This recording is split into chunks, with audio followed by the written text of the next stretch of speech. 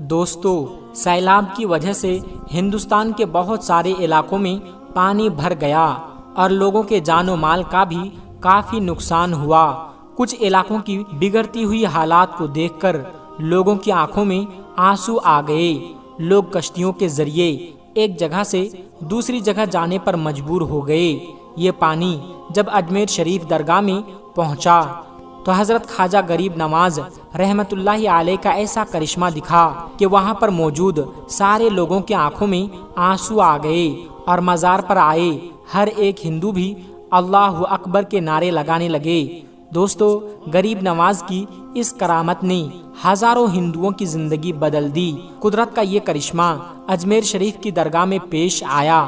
یہ راجستھان کا ایک بہت بڑا شہر ہے اور اس شہر کے مشہور ہونے کی وجہ حضرت خواجہ معین الدین چشتی اجمیری رحمت اللہ علیہ ہیں۔ ایک وقت تھا جب اجمیر میں ہندوؤں کا ایک بہت بڑا مندر تھا اور یہ مندر صرف راجا اور رانیوں کی عبادت کے لیے خاص تھا، اور اس مندر کے ساتھ ہی ایک تالاب بھی تھا جس کو ہم اور آپ انا ساگر کے نام سے جانتے ہیں اور پہچانتے ہیں۔ ہندو اس تالاب کے پانی کو بہت ہی زیادہ پوتر یعنی پاک صاف مانتے تھے۔ ان کا ماننا تھا کہ جو بھی اس تالاب میں نہا لے گا اس کے سارے گناہ جھڑ جائیں گے۔ کہتے ہیں کہ اس مندر میں رات کو اتنے چراغ جلتے تھے کہ ہر رات 3.5 من تیل ان چراغوں میں استعمال ہوتے تھے۔ اگل بگل کے کئی دیہاتی علاقے مندر کے نام تھے، یعنی ان دیہات کی آمدنی مندر پر خرچ ہوتی تھی۔ اس مندر میں ہزاروں لوگ رہتے تھے جن کا کام آنے والوں کی سیوا اور دیکھ بھال کرنا تھا کہ کون سا خدا بیٹا دیتا ہے، کون سا دیوتا صحت اور تندرستی کا مالک ہے اور کس مورتی کی پوجا سے دولت کی بارش ہوتی ہے۔ حضرت خواجہ غریب نواز رحمت اللہ علیہ اس مندر کے پاس چلے گئے اور انا ساگر سے کچھ دوری پر چٹائی بچھا کر اپنے مریدوں کے ساتھ بیٹھ گئے، اور اسی وقت عصر کا وقت ہو گیا۔ لہٰذا آپ رحمت اللہ علیہ نے حضرت قطب الدین بختیار کاکی رحمت اللہ علیہ سے اذان دینے کو کہا۔ کفر و شرک کے گڑھ اجمیر میں اللہ کی وحدانیت اور محمد صلی اللہ علیہ وسلم کی رسالت کا یہ پہلا اعلان تھا۔ وہ لوگ اسلام کو نہیں جانتے تھے کہ اسلام کیا ہے، چنانچہ اذان کی آواز سن کر وہ حیران ہو گئے اور اپنے گھر سے نکل آئے۔ سب مسافروں نے انا ساگر کے پانی سے وضو کیا اور نماز پڑھنا شروع کیا۔ سب ہندو حیران رہ گئے کہ سب بھگوان تو اندر ہیں، تو پھر یہ لوگ کس بھگوان کو پکار رہے ہیں؟ جب شام ہو گئی تو پھر یہ لوگ کس بھگوان کو پکار رہے ہیں؟ جب شام ہوئی تو راجا کے اونٹ جو دن میں چرنے کے لیے گئے ہوئے تھے اپنے چرواہوں کے ساتھ واپس آنے لگے۔ اتفاق سے جہاں خواجہ غریب نواز رحمت اللہ علیہ اپنے ساتھیوں کے ساتھ بیٹھے ہوئے تھے وہ جگہ راجا کے اونٹوں کے بیٹھنے کی جگہ تھی۔ چرواہوں نے خواجہ غریب نواز رحمت اللہ علیہ سے کہا، اٹھو بابا، اونٹوں کے بیٹھنے کی جگہ خالی کرو۔ آپ رحمت اللہ علیہ نے فرمایا، اتنا بڑا میدان پڑا ہے، اونٹ تو کہیں بھی بیٹھ سکتے ہیں، کیوں مسافروں کو تنگ کرتے ہو؟ لیکن وہ نہ مانے اور ضد کر رہے ہیں کہ اونٹ اسی جگہ پر بیٹھیں گے۔ آخر انہوں نے بہت بدتمیزی سے کہا، یہ راجا کے اونٹوں کے بیٹھنے کی جگہ ہے اور ادھر راجا کے اونٹ ہی بیٹھیں گے، تم لوگ کہیں اور ڈیرا لگاؤ۔ آخر آپ رحمت اللہ علیہ نے اٹھتے ہوئے حضرت قطب الدین بختیار کاکی رحمت اللہ علیہ سے فرمایا، اٹھو قطب الدین، یہ کہہ رہے ہیں کہ اونٹوں کے بیٹھنے کی جگہ ہے تو چلو اونٹ ہی بیٹھے رہیں گے۔ یہ کہہ کر آپ رحمت اللہ علیہ اپنے ساتھیوں کے ساتھ وہاں سے اٹھ گئے۔ اگلی صبح جب اونٹوں کو چرانے کا وقت آیا اور ان کو چرانے کے لیے جانے لگے تو چرواہوں نے اونٹوں کو اٹھانا چاہا، لیکن پتہ نہیں اونٹ تو اٹھنے کے قابل ہی نہیں تھے۔ انہوں نے اونٹ کو مار مار کر زبردستی اٹھانا چاہا لیکن وہ بیٹھے ہی رہے۔ چرواہے بہت زیادہ پریشان تھے کہ جو اونٹ ان کے ایک اشارے پر اٹھ جاتے تھے آج کیا ہو گیا ہے، کیوں نہیں اٹھ پا رہے ہیں۔ آخر انہیں یاد آیا کہ کل اس مسافر فقیر نے کہا تھا کہ چلو اونٹ ہی بیٹھے رہیں گے۔ لوگ اکٹھا ہونا شروع ہو گئے۔ کوئی کہہ رہا تھا کہ فقیر کوئی قابل جادوگر ہے اور کسی نے کہا کہ وہ کوئی بھگوان کا اوتار ہے۔ دھیرے دھیرے بات راجا تک پہنچ گئی کہ ایک مسافر فقیر نے راجا کے اونٹوں پر جادو کر دیا ہے۔ راجا نے خواجہ غریب نواز رحمۃ اللہ علیہ کو پیغام بھیجا کہ تم کیسے فقیر ہو جو بے زبانوں کو باندھ کر رکھتے ہو، یہ بیچارے بھوک پیاس سے مر جائیں گے، اس لیے مہربانی کر کے اپنا جادو واپس لے لو۔ آپ رحمۃ اللہ علیہ نے فرمایا، ہم مسلمان ہیں اور مسلمان بد دعا نہیں کرتے، نہ ہی جادو کرتے ہیں۔ جاؤ کہو جس کے حکم سے بیٹھے تھے اسی کے حکم سے اٹھ کھڑے ہو جاؤ۔ اب جو جا کر اٹھایا تو اونٹ فوراً اٹھ گئے اور ہندوؤں کی دلچسپی ان مسافروں میں بڑھنے لگی۔ 5 وقت اذان ہوتی اور نماز کی ادائیگی کی جاتی۔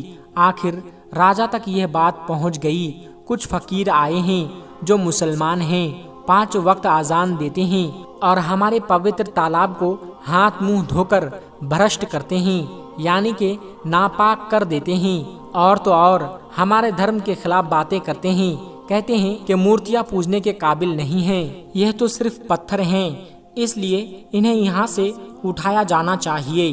راجا نے فقیروں کو پیغام بھجوایا کہ تم لوگ ماंس گوشت کھاتے ہو، ہمارے دھرم کے خلاف بولتے ہو، اور تو اور ہمارے پاک تالاب کو اپنے ہاتھ ڈال کر ناپاک کرتے ہو، جو ہم برداشت نہیں کر سکتے، اس لیے تم لوگ یہاں سے چلے جاؤ۔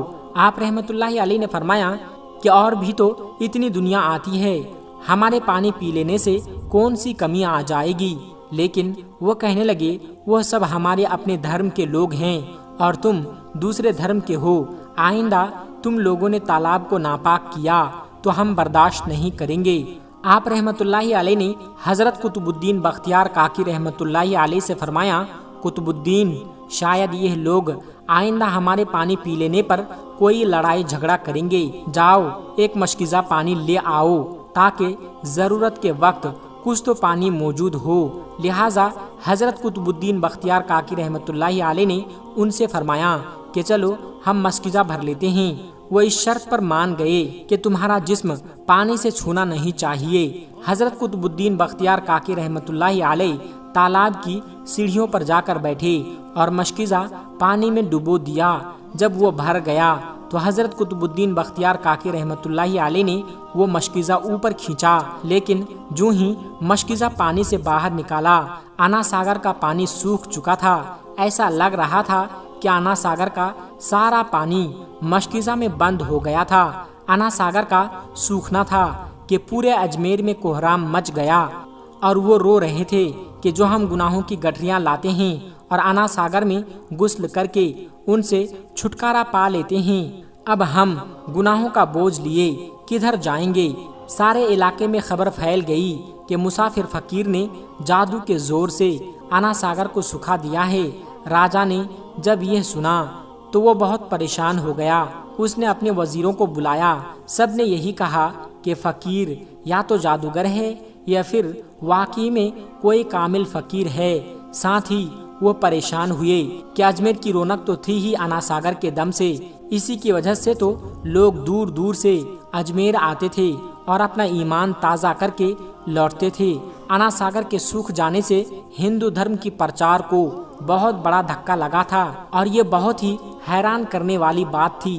آخر طے کیا گیا کہ فقیر سے بات کیا جائے، آخر وہ چاہتا کیا ہے، اگر اس کی کوئی ضرورت کھانے پینے کی چیز ہے تو ہم مان لیں گے، یا پھر سب مرد عورتیں اور بچے جا کر فقیر کو منائیں گے کہ لوگوں کو پریشانی سے بچا لیجئے اور ہم پر رحم کیجئے، ہم پاپ کا بوجھ اٹھائے کدھر جائیں اور کیسے سکون پائیں۔ یہ کام زیادہ آسان تھا، لہٰذا سارے لوگ بابا صاحب رحمۃ اللہ علیہ کے پاس آئے اور بولے، بابا تم بھی وضو کر لیا کرنا، لیکن بھگوان کے واسطے ہمارا انا ساگر ہمیں لوٹا دو۔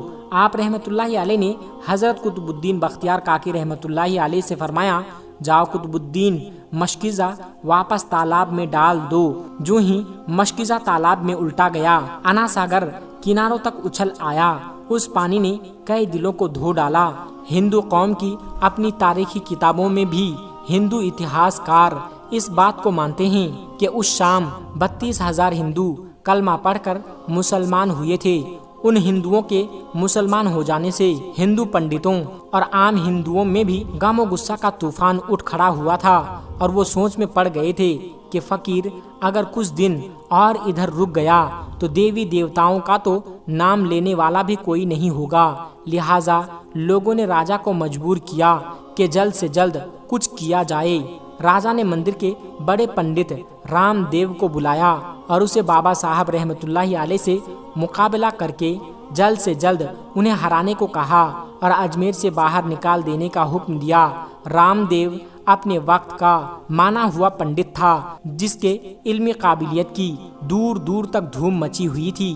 اس نے راجا کو یقین دلایا کہ جلد ہی راجا کو کوئی اچھی خبر سنائے گا۔ رام دیو بابا صاحب رحمۃ اللہ علیہ کے پاس آیا اور الٹے سیدھے سوالات کرنے شروع کر دیے۔ بابا صاحب رحمۃ اللہ علیہ چپ رہے۔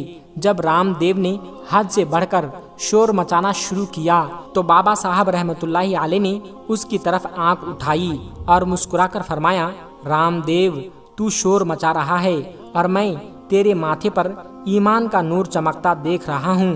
اس نگاہ اور اس لہجے میں نہ جانے کیا جادو تھا کہ رام دیو قدموں میں گر گیا اور روتے ہوئے بولا، بابا جس دھرم کے تم ہو اسی دھرم میں مجھے بھی شامل کر لو۔ سب لوگ جو یہ سب دیکھ رہے تھے دیکھتے ہی رہ گئے، حیران تھے، پریشان تھے کہ یہ کیا ہوا۔ جو خریدنے آیا تھا وہ خود بک چکا ہے، جو جیتنے آیا تھا وہ ہار چکا ہے۔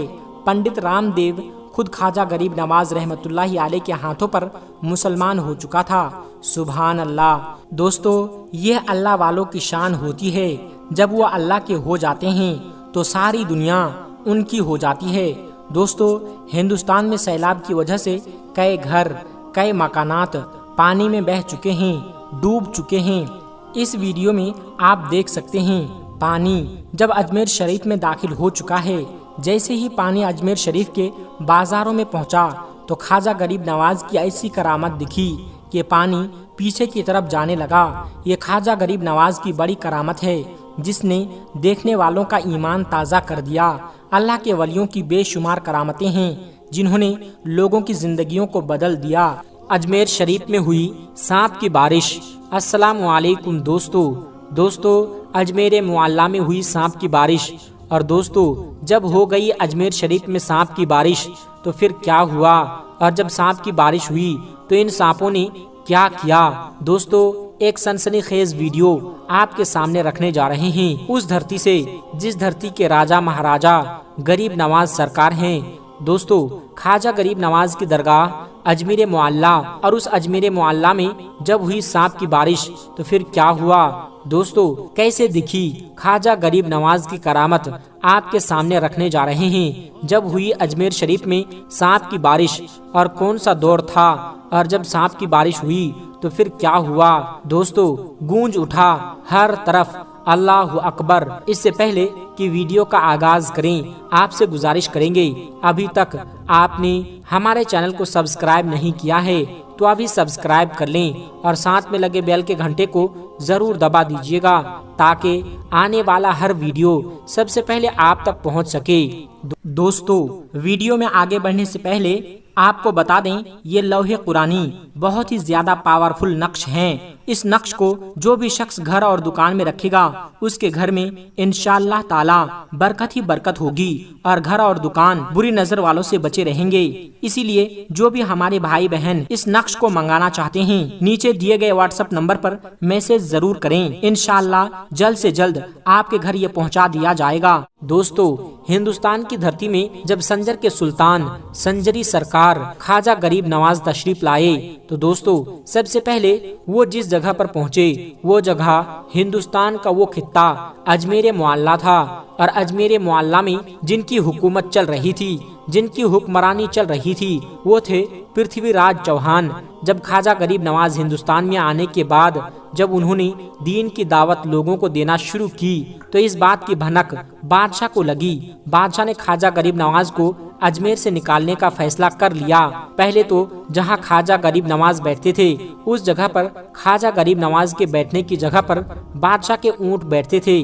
اس کا واقعہ آپ لوگوں نے سنا ہوگا کہ کیسے خواجہ غریب نواز کہہ کر چلے گئے۔ جب بادشاہ کے سینکوں نے انہیں یعنی خواجہ غریب نواز کو जबरन वहां से उठने पर मजबूर किया तो ख्वाजा गरीब नवाज ने कह दिया कि ठीक है, चलते हैं, हम यहाँ से बैठे हैं राजा के ऊंट और बैठे ही रहेंगे। बहरहाल दोस्तों, ख्वाजा गरीब नवाज तो वहां से निकल गए, लेकिन जब ऊंट बैठे तो फिर वो ऊंट बैठे ही रह गए। जमीन ने इस कदर जकड़ लिया ऊंटों को कि जैसे जमीन अपने आप में चिपका लिया हो। जब ख्वाजा गरीब नवाज रहमतुल्लाहि अलैह अजमेर मुअल्ला में पहुंचे, उनका मुकाबला शादी देव से हुआ, लेकिन जब शादी देव खुद ख्वाजा गरीब नवाज में आ गया और कलमा पढ़कर मुसलमान बन गया तो पृथ्वीराज चौहान के अंदर और खलबली तारी हो गई। पृथ्वीराज चौहान ये सोचने लगा कि इस बाबा को तो हमने जिन्नात से भी भिड़ा दिया, लेकिन जिन्नात भी उनको हरा नहीं पाए, मेरे सैनिक भी उन्हें हरा नहीं पाए, पागल हाथी भी उनका कुछ नहीं बिगाड़ पाया। मुझे तो ये लगता है कि ये बहुत बड़ा जादूगर है और जादू को जादू से ही हराया जा सकता है। बहरहाल उसने वक्त के सबसे बड़े जादूगर, जिसको दुनियाए जमाना जयपाल जोगी के नाम से जानती थी, राजा जयपाल जोगी को बुलाता है दरबार में बुलाने के बाद सारा माजरा ख्वाजा गरीब नवाज की पूरी हकीकत उनके सामने रख देता है कि कैसे उन्होंने अजमेर में रहना मुश्किल कर दिया है, कैसे लोगों को हक और हक्कानियत की दावत दे रहा है, कैसे इस्लाम की दावत सुल्तानुल हिंद दे रहे हैं। हमने बहुत कोशिश की लेकिन वो भागते नहीं हैं, तो हम किसी भी तरीके से ख्वाजा गरीब नवाज को अजमेर से भगा दो।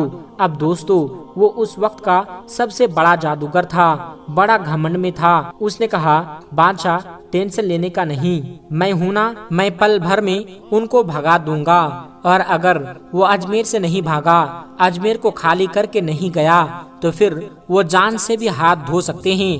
बहरहाल जयपाल जोगी ख्वाजा गरीब नवाज से भिड़ने के लिए चला जाता है, साथ में लगभग 2500 छोटे छोटे जादूगरों को भी लेकर जाता है। जयपाल जोगी के आने की खबर ख्वाजा गरीब नवाज को मिल जाती है। मुरीदों में थोड़ा सा डर भी था कि जयपाल जोगी वक्त का सबसे बड़ा जादूगर था। सुल्तानुल हिंद ख्वाजा गरीब नवाज को बताया जाता है कि हुजूर, आज आपसे मुकाबला करने के लिए जयपाल आ रहा है, वो जयपाल जिसकी जादू का कोई काट नहीं कर सकता है, वो जयपाल जो आज तक किसी से हारा नहीं, जिससे भिड़ा है वो बर्बाद हो गया, निस्त नाबूद हो गया। ख्वाजा गरीब नवाज के सामने जयपाल की बातें रखी जाती है। ख्वाजा गरीब नवाज कहते हैं कि मेरे मुरीदों, तुम घबराओ मत, मैं एक दायरा खींच देता हूँ, एक लाइन खींच देता हूँ। इस दायरे के अंदर जब तक मेरा मुकाबला जयपाल से होता रहे, तुम में से कोई भी इस दायरे से बाहर नहीं जाना। बहरहाल ख्वाजा गरीब नवाज ने एक लाइन खींचकर एक लकीर खींच दी, सारे मुरीद उसके अंदर आ गए। अब जयपाल आता है, ख्वाजा गरीब नवाज को धमकाता है, उसके बाद ख्वाजा गरीब नवाज उनसे डरते नहीं हैं। दोस्तों, सोचने का मकाम है कि जो अल्लाह से डरने वाला हो वो भला किसी जादूगर से क्या डर सकता है। ख्वाजा गरीब नवाज के ऊपर जयपाल की किसी भी बात का कोई असर नहीं होता है। जयपाल गुस्से में आ जाता है, अपने चेले चपाटों से कहता है कि इन पर फिजा में जादू करो और उनके ऊपर सांप की बारिश कर दो। दोस्तों, उसके बाद लोगों ने ऐसा जादू किया कि आसमान से सांप बरसने लगे। जी हाँ दोस्तों, आसमान से अजमेर मुअल्ला की धरती में सांप बरसने लगे। खास तौर पर जिस जगह ख्वाजा गरीब नवाज और उनके चाहने वाले थे वहाँ सांप बरसने लगे।